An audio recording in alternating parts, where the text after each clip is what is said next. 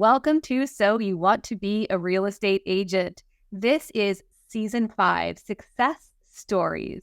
And we are on episode 4, I think, already. We are so lucky today to have a very creative and seasoned top producer here with us. And by seasoned, I don't mean old. Kevin Grolig, you're not in our Learning from Legends, although you probably could have been because you're kind of like a legendary figure, at least in my mind, in real estate. I've known Kevin for a long, long time, and he has been a heavy hitter, very visible in the real estate world ever since I've known him. And I think part of that is like the creative way that you come at real estate. So I'm excited for everyone listening today to learn from Kevin about how he has succeeded to the level that he has, some tips and tools you guys can use, and maybe some advice some of us need to hear. So Kevin, thank you for joining us today. Meredith, hey, thank you for having me. Honored that you would reach out to me to be on the podcast. So I'm excited. Oh, totally my pleasure. My pleasure. All right, so let's get started with your background. What got you into real estate to begin with? Wow. Okay, so we have a little bit of time, right? We do. Okay. So actually, I got it. I'm kind of a little bit of an anomaly in this business. I'm not sure if you're the same, but like this is really all that I've ever done. I got a license when I was basically 20 years old, and mid 50s now, so you can do the math. But I always knew that real estate was something I enjoyed and something that I was interested in. I'm a local product of Montgomery County. I grew up in Rockville, like in the Aspen Hill area. And actually, if you go back to my yearbook, it does say in there that I will be selling real estate. It's just supposed to be in California. And that never happened. I stayed put. I was true to real estate, but I never moved to California, at least not yet. So I can see you in California. You have that vibe kind of. But yeah, so kind of why I was interested. So growing up, my dad was a firefighter, and he was a DC firefighter, and all my friends thought my dad was like the coolest dad in the world. He had his boots, he had his helmet, he had his fire scanner, whatever, back in the day. That never interested me at all. And I had my godfather was actually owned at the time. This goes back to the 80s. A few real estate companies local, and I was always just kind of interested in what he did. And so what's interesting is that it was kind of my godfather who got me kind of nothing that he said. I just kind of saw from a distance kind of the real estate industry, and I had interest in it. My father, this is the crazy thing, he ended up retired from the fire department, when he was after 20 some years, and he got into real estate after that. So he got into real estate like 2 or 3 years before I did. Wow. And most people think, oh my God, your dad influenced you. No, my dad actually, if anything, he almost scared me out of the business on my first day. So it was really, I'm thinking if I have to do that, like I can't do this. This is crazy. Anyway, so yeah, it was kind of like, godfather, family figure, in the business. It kind of attracted me towards it.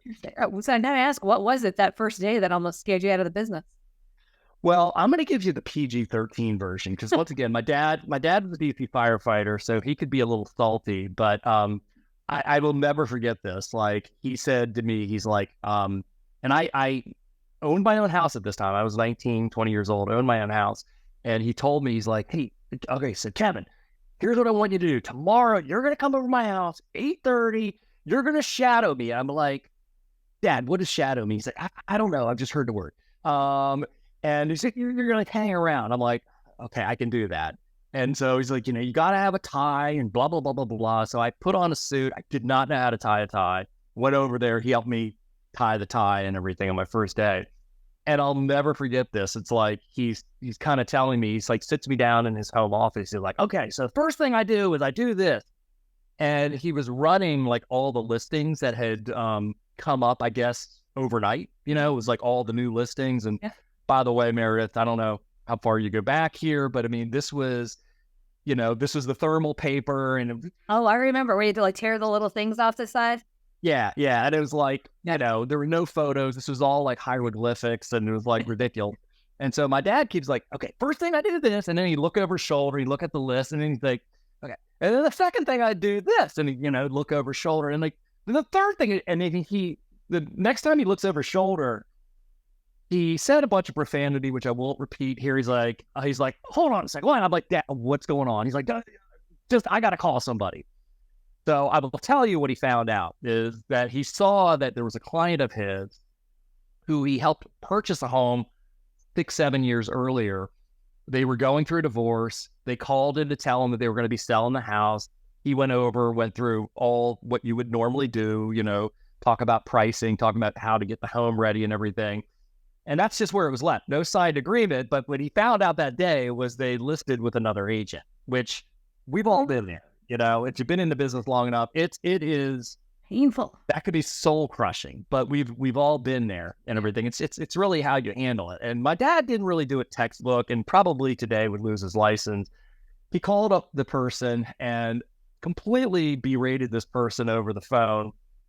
More or less, it was pretty bad. And he just hung the phone up, and he was so proud of himself. He hangs the phone up, and he's just like kind of like a proud peacock. Like, I told them, and I'm like, Dad, this is the first real estate call I've ever heard. I'm like, I can't do this. Like, I got to get out of business. Like I can't treat people that way and everything. And it's like, oh my God. He's like, well, Kevin, you'll learn as you get into business. We all have our styles. This works for me.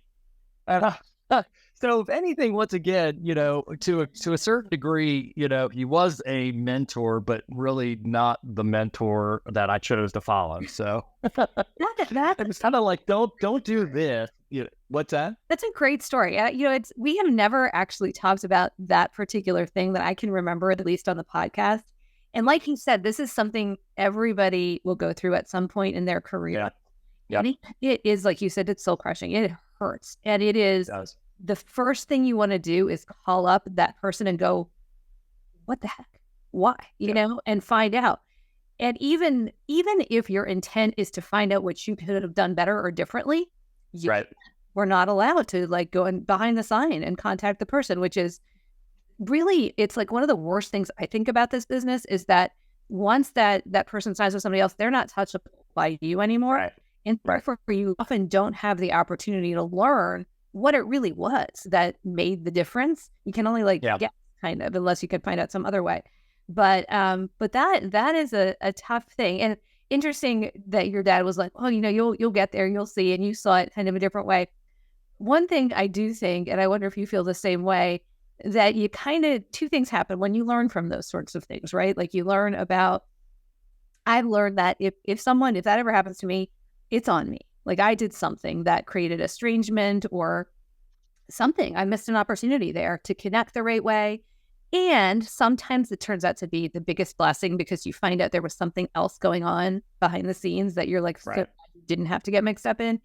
But have you found that you've grown like a thicker skin as you've gone through? Oh my God.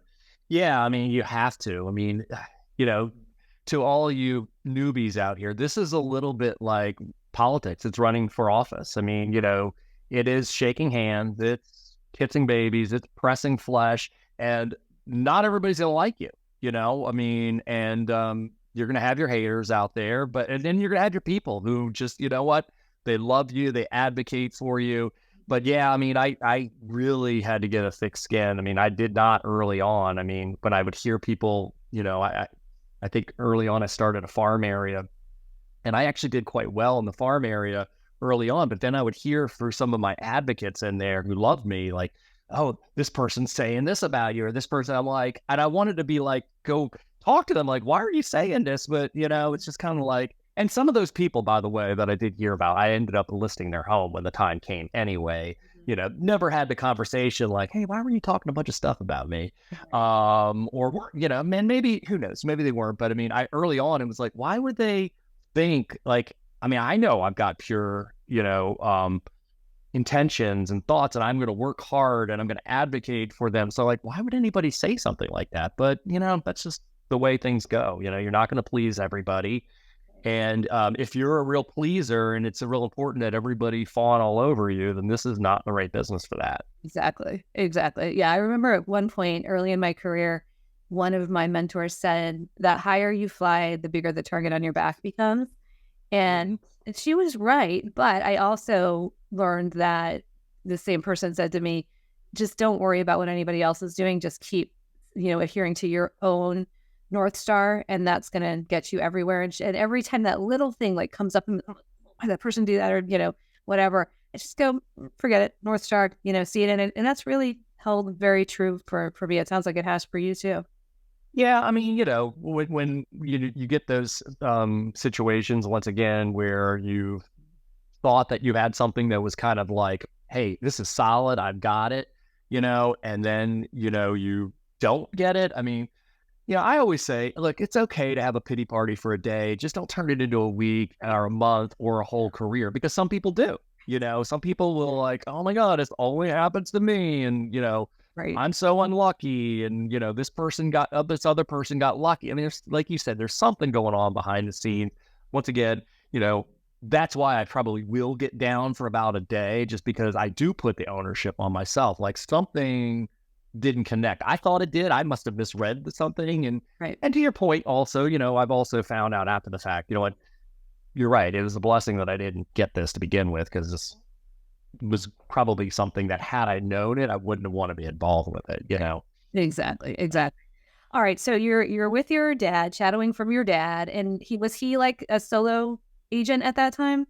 Yeah, because back in the day, I mean, we're talking like circa 1988, 1989. I mean, there really wasn't any teams. I mean, that was Before that. I started seeing that happening like in the early 90s, maybe mid 90s, So back then it was like there wasn't really a team. There were a few agents that might have a part-time assistant or so, but there really wasn't things like buyer agents and, like there are today. Yeah. Everything was very different then, for sure. Yeah. And teams really didn't even become like a thing, like a buzzy thing people were talking about until, like you said, somewhere in the 90s, and then early 2000s, I think, is when it really started to. Yeah. All right. So you're there shadowing your dad. Then what happens next? Like what were the major milestones that you remember on your way to success?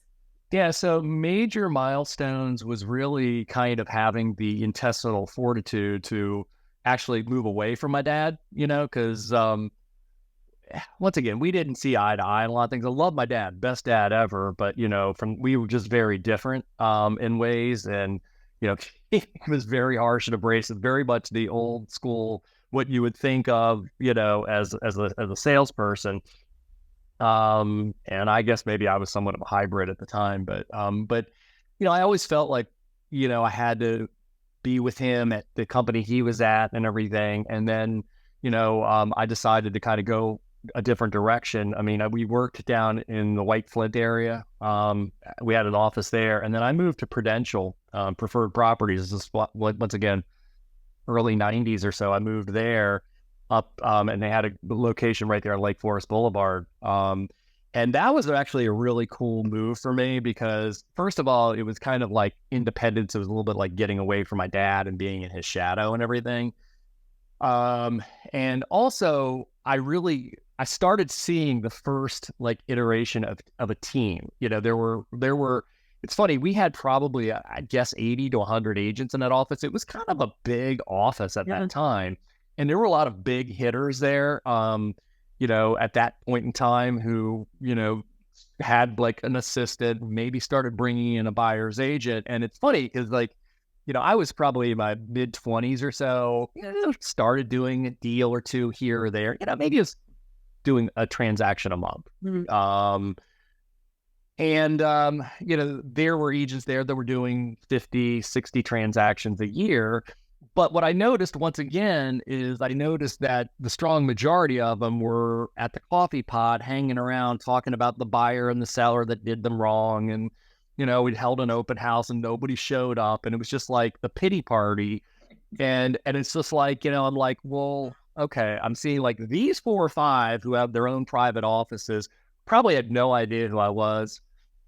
I kind of felt like at the time, not because they treated me this way, probably because I had an inferiority complex, but I kind of felt a little bit like gum on the bottom of their shoe or something. Like these are these like rock stars, And then I see all these other people that are really just hanging around in the business.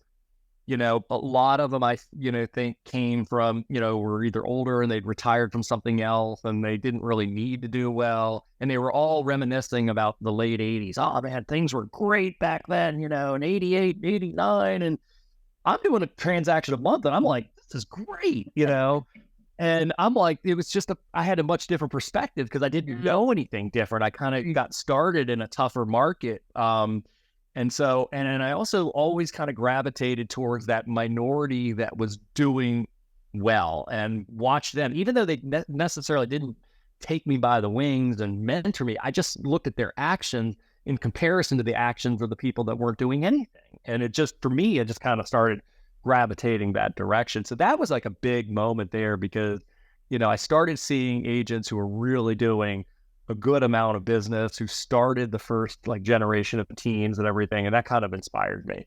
Yeah. Yeah. That's amazing. Now, when you were in that place, did it ever occur to you that you would build a team one day? Was that like an aspirational thing for you, or that you wanted to join one of them? Yeah, I think it was still a little early on at that time. I was still just kind of, I started getting to the point where now, okay, I'm maybe doing 20 transactions a year. I'm doing, 2 transactions a month. And so I don't know that I was really thinking about it then, Meredith. I just started seeing it a little bit. Isn't really thinking about it so much. I'm still kind of in that struggle and survival mode. I mean, I have kids and,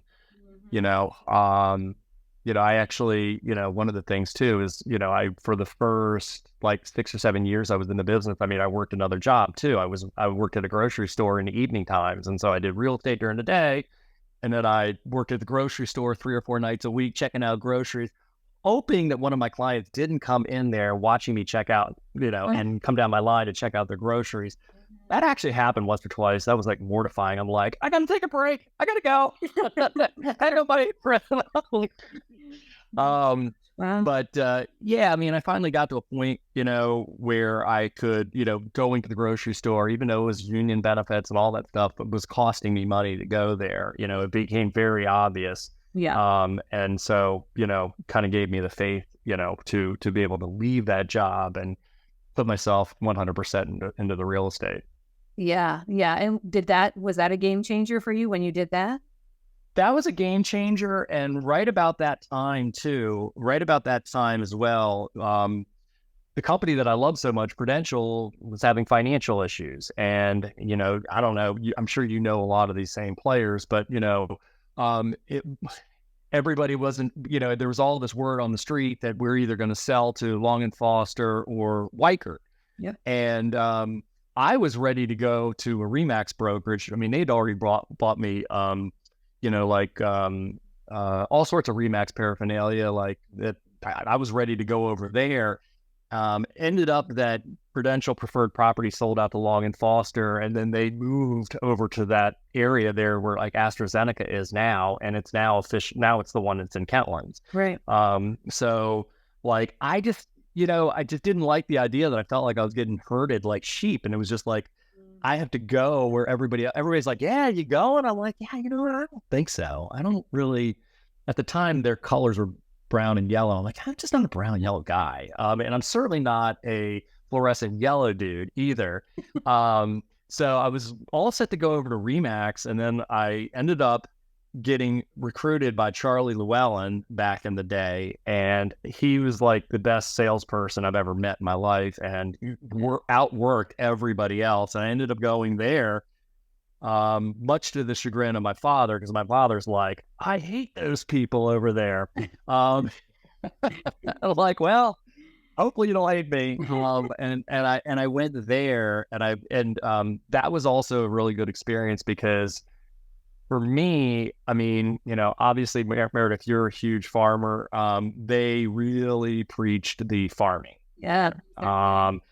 Much more so early on than, working sphere of influence. Right. Like a territory kind of like a philosophy, right? Oh, it was yeah. It was borderline, cultish. But the reason my dad hated it is because we grew up in the Aspen Hill area, and that's where they were really strong back in the day. And, my dad, when he first got into business, would lose a lot of business to Llewellyn agents. They're walking out apple butter and doing all sorts of stuff and constantly knocking on doors. So I learned a lot there about, just once again, not being afraid to get face to face with people and, letting them know who you are, what you do over and over and over again. The whole idea of to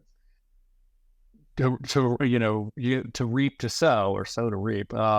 But it's really laws of the harvest, things that have to be done. Like a farmer, if they just go out and throw a bunch of seed all over and they don't fill the soil and they don't fertilize and get the proper amount of, rain and all those type of things, I mean, you have no harvest. And so, so I think once again, when you're farming community, it's like the best analogy, because if you cut any of those things out, yeah, you might get something here or there, but you're not building something. You're not going to get repeat business over and over again. So they taught me a lot about that. And, also kind of still relatively young. I mean, it helped me kind of be more bold, and get that thick skin, as you said, by knocking on doors. I mean, physically knocking on doors. And I remember the first item that I ended up walking out, it was a fly swatter. Everybody needs this. Well, this one was really good. This one was a fly swatter that had like a hole in the middle of it. And it said on there, the hole is to give the hole in the swatter is to give the fly a fighting chance. It says like, don't take chances when it comes to real estate. Oh heaven! My God. So it was one of the cheesiest things ever, but it forced me to get out there and meet people. And I had a door or two slammed in my face. I had some not so nice comments, but very few. Mm-hmm. And the thing is, I learned the first time around who was just an absolute jerk, and I just didn't go there anymore. Yeah. Okay, I don't need to be berated, And then, of course, you also learn the ones who are going to talk your ear off. So it's kind of like, okay, I got to put them towards the end, because I'm never going to get out of here. And by the way, I'll put them towards the end, and I'll park my car out in front of their house. I'll keep it running with the door ajar, so that when they start, like, hey, guys, I'd love to keep talking, but car's on and the door's ajar. Like, oh, yeah. It's cool, man. You can go. So learn a few tips and tricks that way. Right.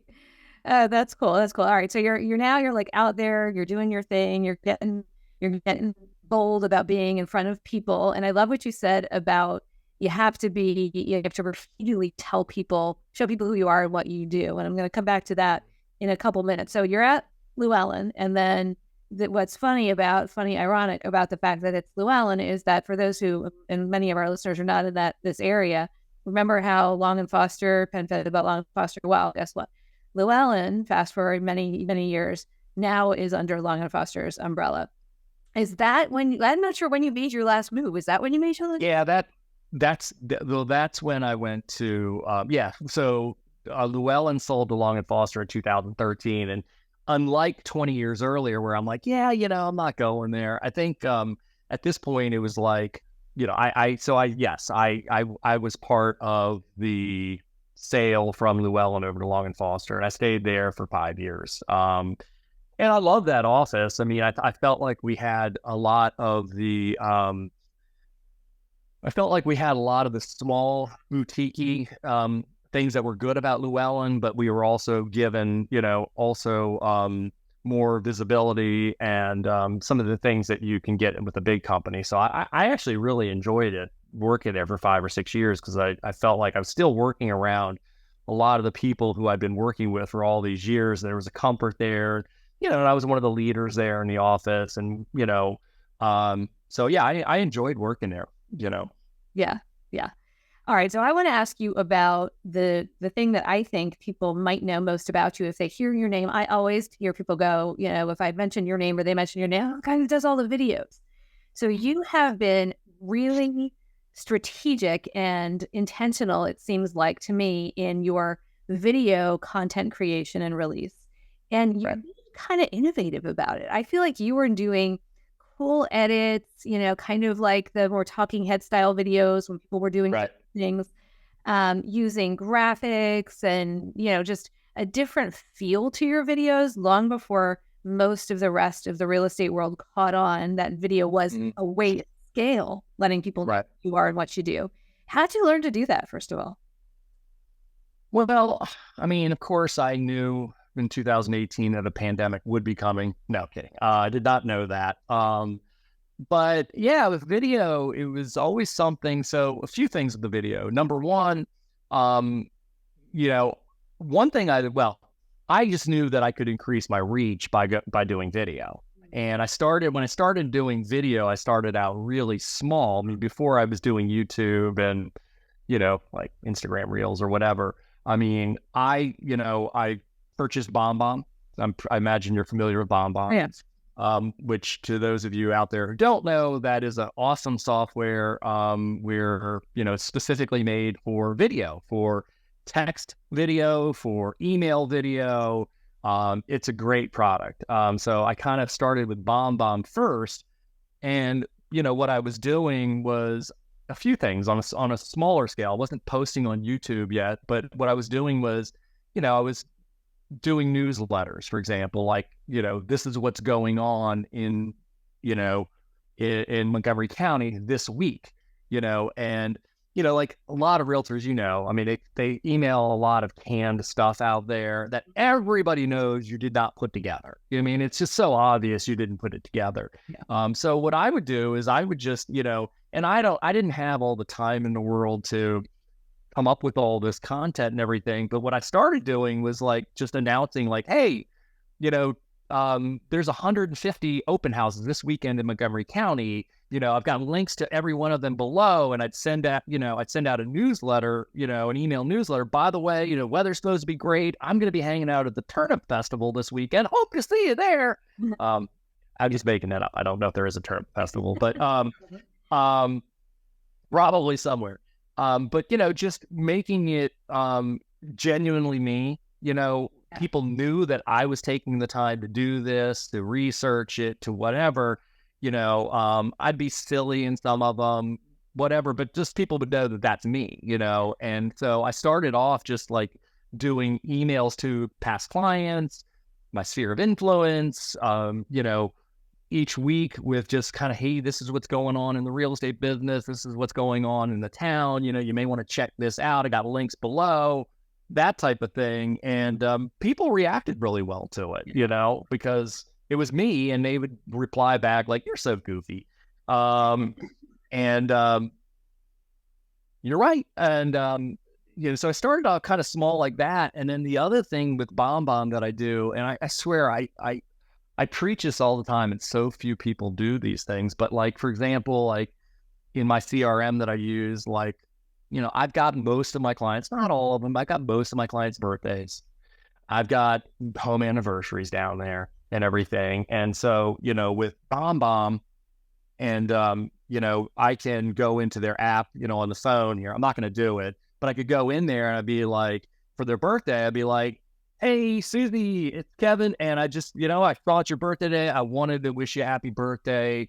Hopefully you have an awesome time, blah, blah, blah, blah, blah.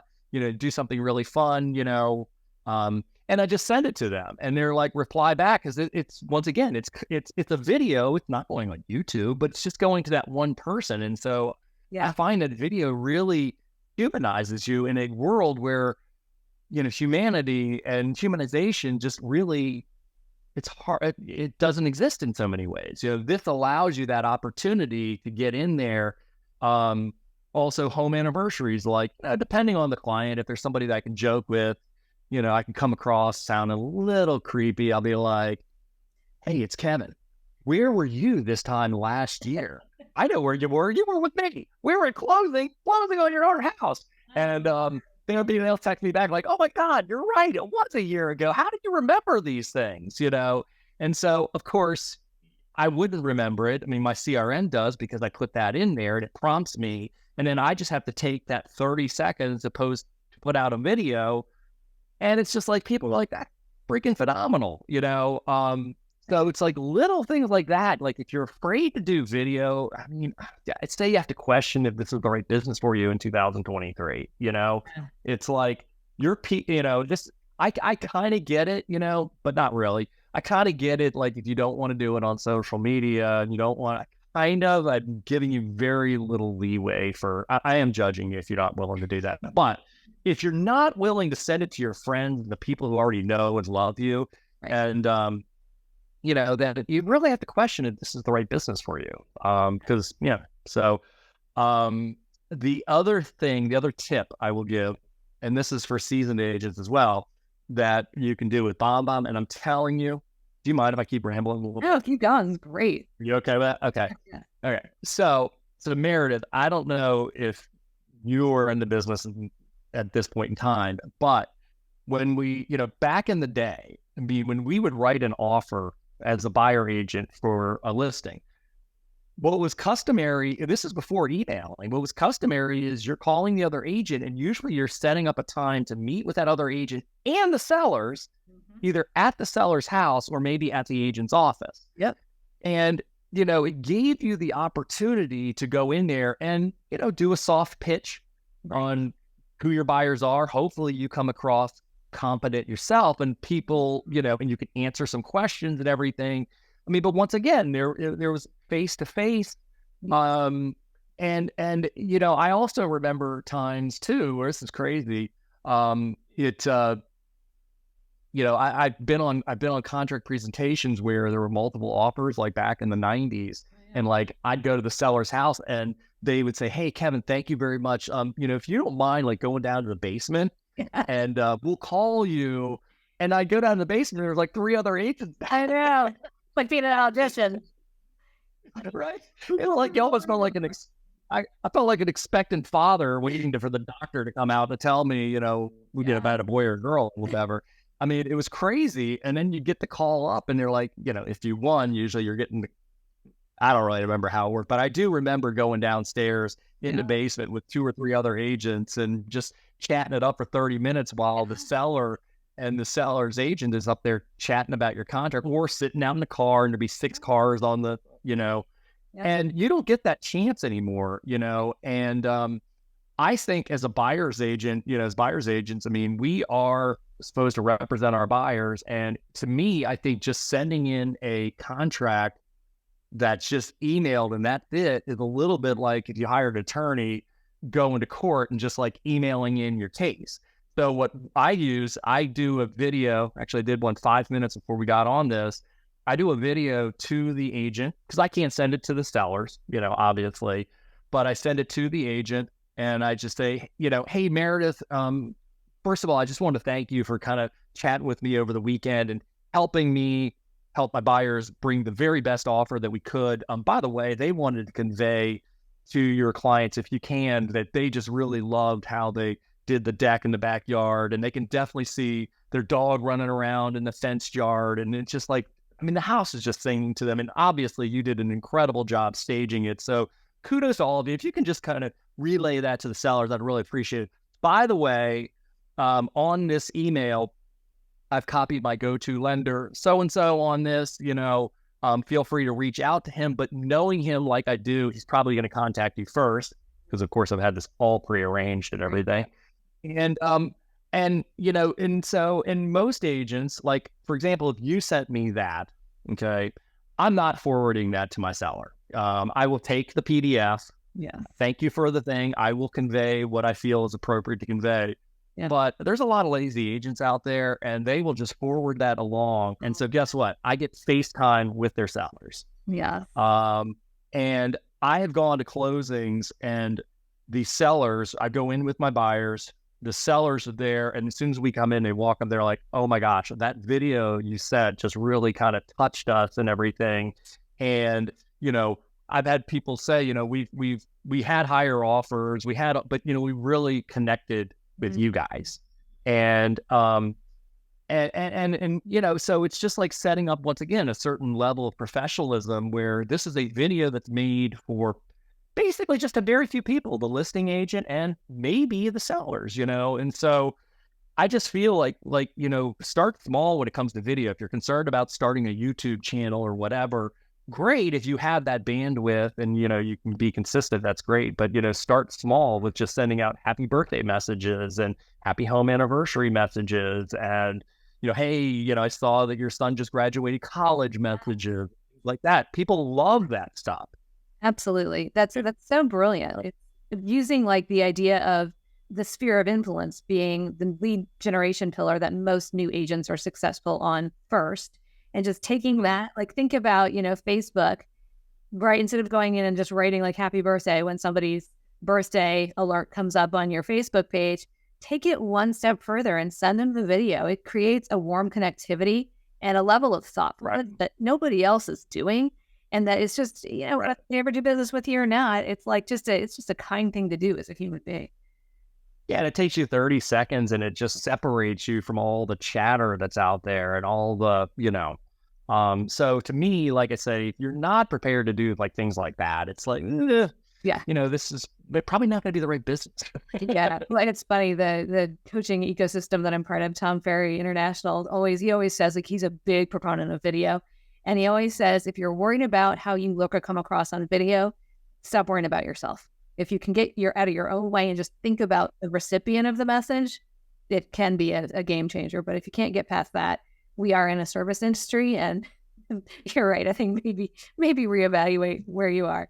I can't believe a service and for-profit industry. Importantly so. Yeah.